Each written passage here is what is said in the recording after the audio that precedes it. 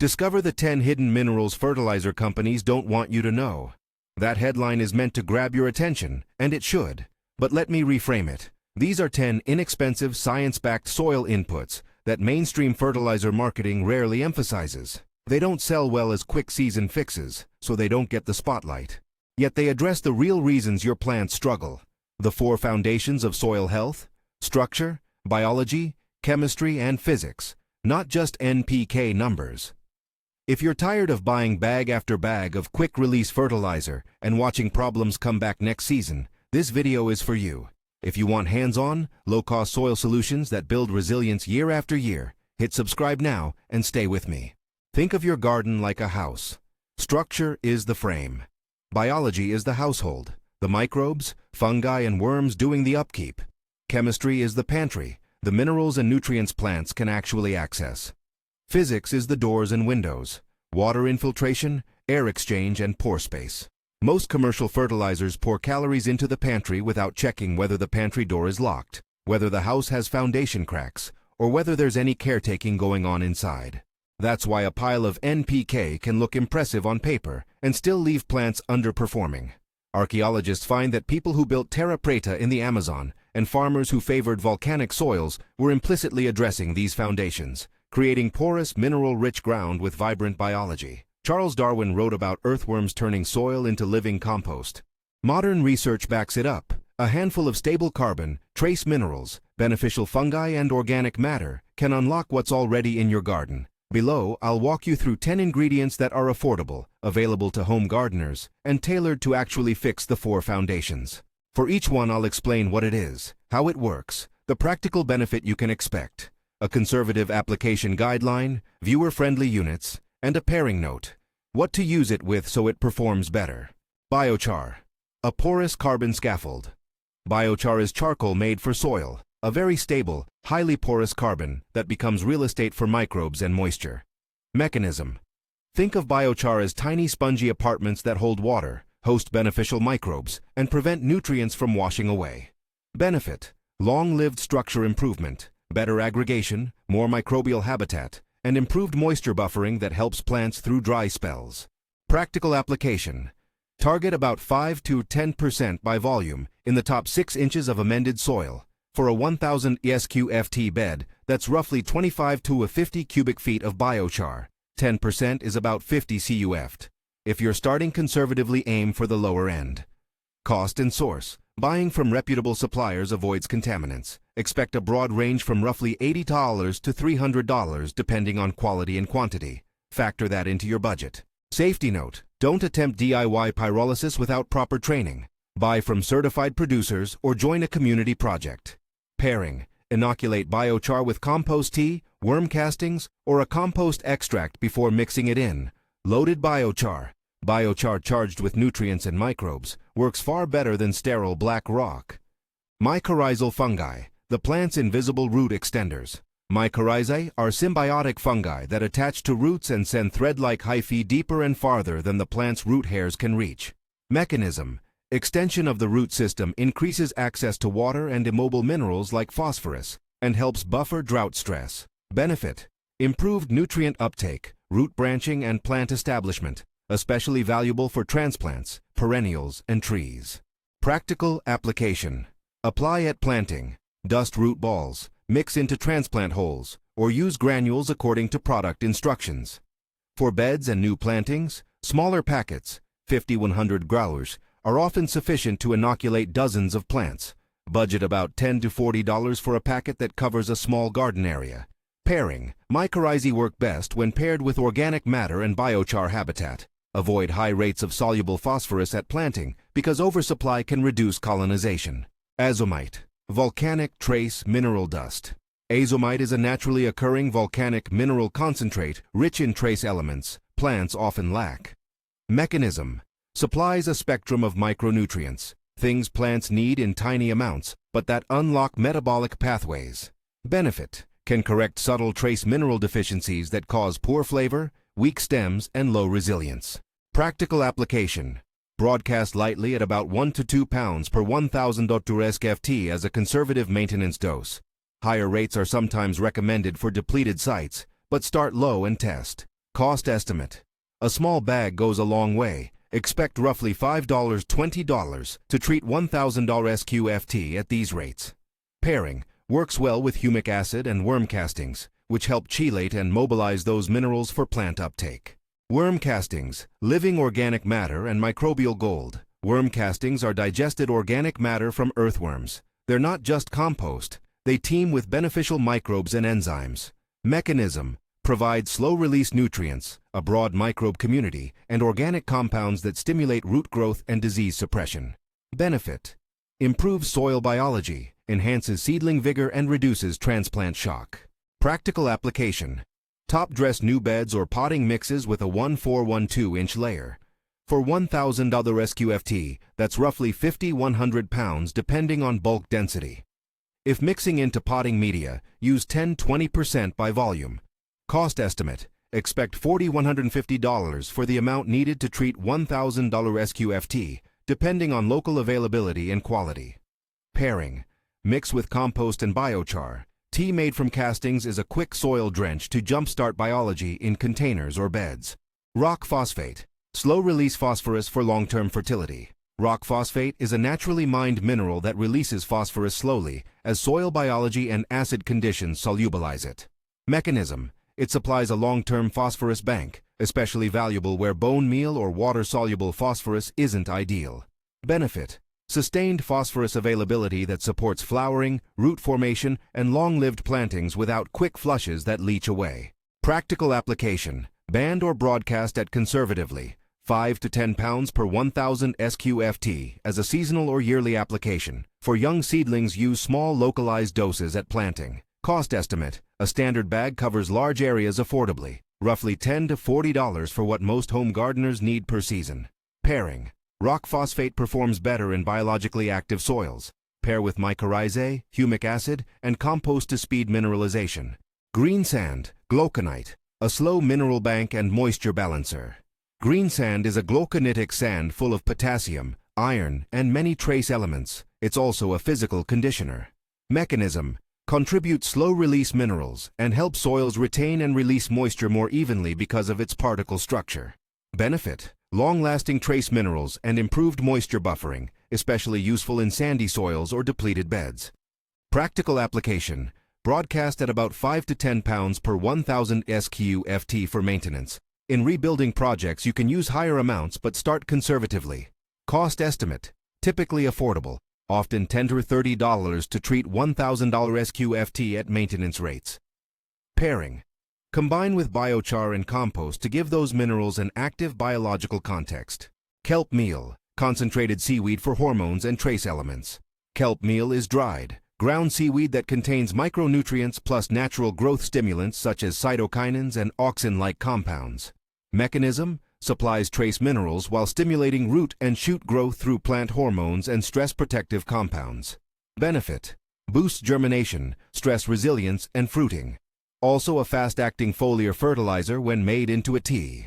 Practical application. Apply 5 pounds per 1,000 SQFT as an annual or split application. For foliar strength, use a diluted kelp tea. Follow product dilution instructions.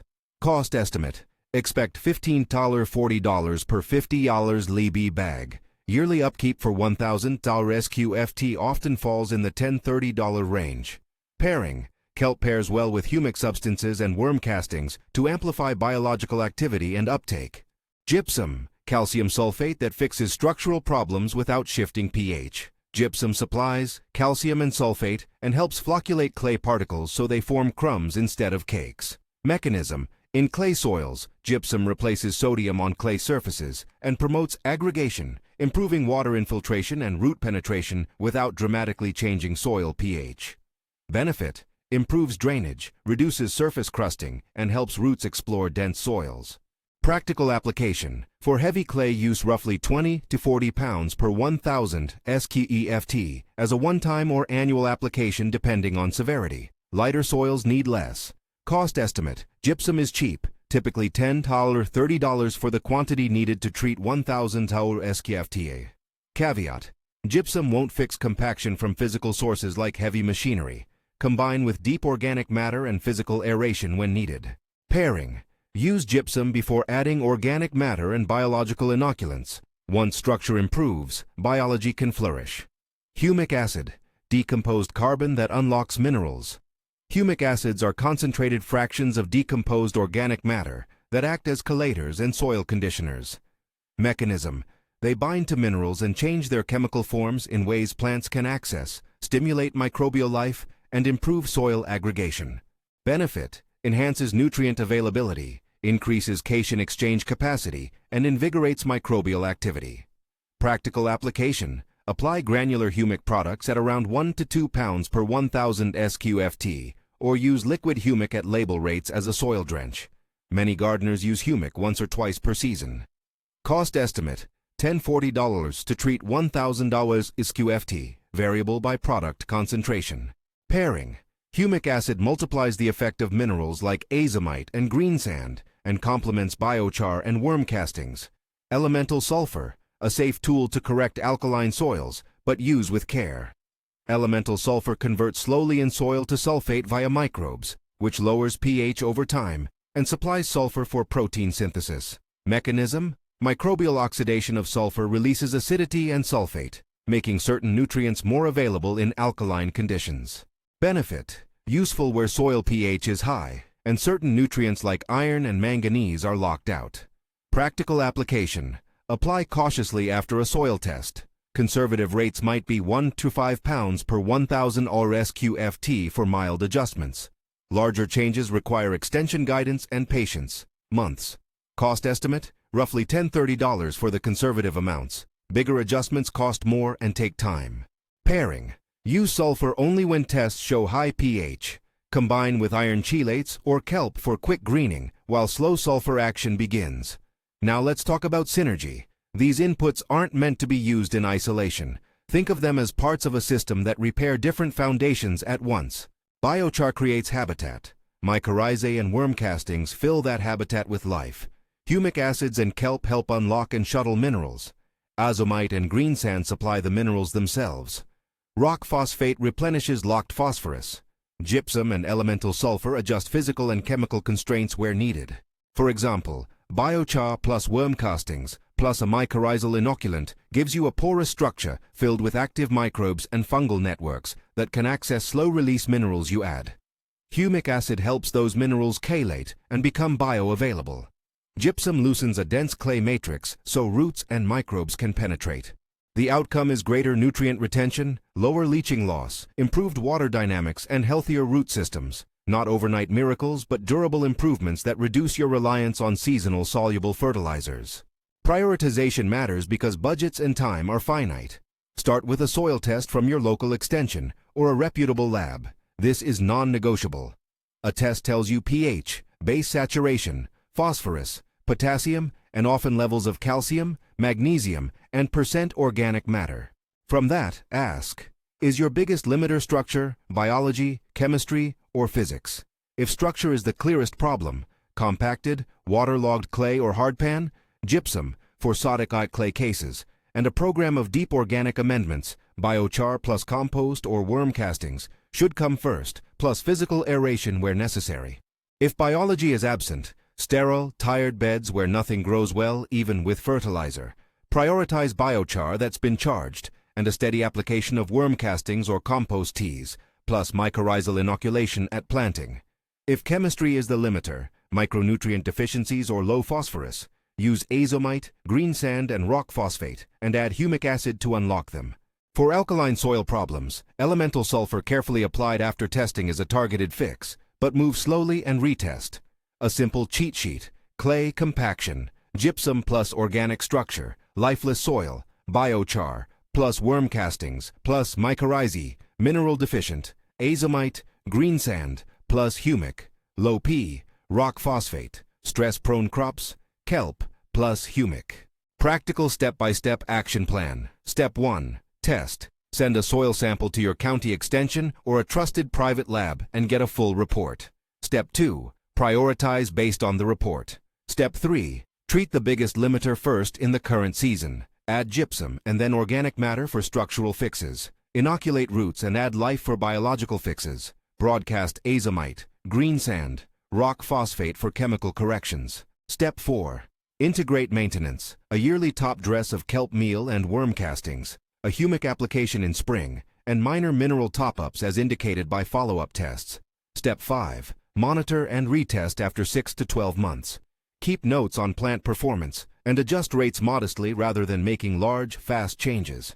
Budget reality check. A well-planned initial investment to rehabilitate 1,000 SQFT generally lands in the ballpark of roughly $200, $250 if you use conservative application rates and buy in sensible quantities. That covers meaningful amounts of biochar at the lower end, a mycorrhizal inoculant, a bag of worm castings, a small bag of azomite or green sand, a sack of rock phosphate, and a seasonal supply of kelp and humic. You might spend more if you buy top-tier biochar in large volumes or hire professional soil testing beyond a basic report, but consider this an investment. Many of these inputs last for multiple seasons. Compare that to spending the same amount year after year on water-soluble NPK that fades or washes away. The long-term economics favor building the system rather than feeding symptoms. Timeline. Expect to see some biological signs within weeks to months if you inoculate and add organic matter. Greener leaves, faster establishment, better water retention. Structural improvements and rebalanced mineral availability usually show up over 6 or 12 months as roots penetrate deeper and soil aggregates form. Long-term resilience and reduced input dependence are multi-year outcomes. Think in seasons rather than in single months. That's the trade-off. Slower, more durable gains rather than instant spike growth. Safety and caveats. Don't over-apply anything. Elemental sulfur, gypsum, and some mineral amendments can cause problems in excess or in the wrong soil. Never apply sulfur to soils that are not tested for pH needs. Be cautious with biochar rates. Too much untreated biochar can tie up nitrogen temporarily unless it's charged with compost or an organic nutrient source. Always follow product labels and consult your extension service for local specifics. Avoid claims of guaranteed yield increases. Your results will depend on your climate, soil history, and crop choices. A few real-world examples to anchor this. Archaeologists find pockets of terra preta with high charcoal content and abundant pottery fragments that still support robust fertility millennia later. That's a natural parallel to how biochar can stabilize organic matter. Romans and people in volcanic regions favored soils that were rich in trace minerals, and modern analysis often shows higher micronutrient content in those landscapes. Research shows that mycorrhizal associations can extend a plant's effective root zone dramatically, and studies indicate that humic substances increase nutrient exchange efficiency. These aren't mystical claims. They're patterns of how soil systems function when structure, biology, and chemistry are working together. Quick troubleshooting.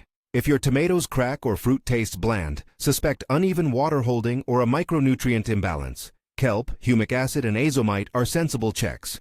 If beds puddle and roots sit in water, prioritize structure fixes. Gypsum, if sodicity is a factor, plus lots of organic matter and deep working worms. If transplants never establish, think biology. Invest in mycorrhizal inoculants and worm castings at planting. Always circle back to testing before you throw more amendments at the problem. Before I close, here's a short practical shopping and application summary you can use as a checklist. Have your soil tested, buy a modest quantity of biochar, and charge it with compost. Get a mycorrhizal product for your plantings. Keep worm castings for top dresses and teas. Add azomite or green sand yearly for trace minerals. Use rock phosphate for stubborn low P sites. Apply kelp as a yearly biostimulant. Bring gypsum in for heavy clay or sodic problems. Add humic acid to help mobilize minerals. And only use elemental sulfur when tests show high pH and after local guidance. For cost planning, budget roughly $200, $250 to get a 1,000 or SQFT plot moving in the right direction. Then plan smaller annual maintenance spends of $25 to $75 depending on what you use. You don't need to be dependent on seasonal bagged fertilizers that focus on quick numbers. By addressing structure, biology, chemistry, and physics, in that order when necessary, you build a living soil that feeds plants reliably, reduces runoff, and saves money over time. This is restoration agriculture at backyard scale, a blend of ancient strategies and modern soil science that shifts you from repeating expenses to making durable investments. If this felt useful, like the video, share it with a gardener who's wasting money on seasonal quick fixes, and download the soil test checklist linked in the description for step-by-step sampling instructions and a one-page prioritization guide tailored to common soil types. Go test your soil, pick one or two of these amendments to start with based on the results, and come back to tell us what changes you see over the next season. Gardeners learn most from measured experiments. Thanks for watching, and I'll see you in the next one.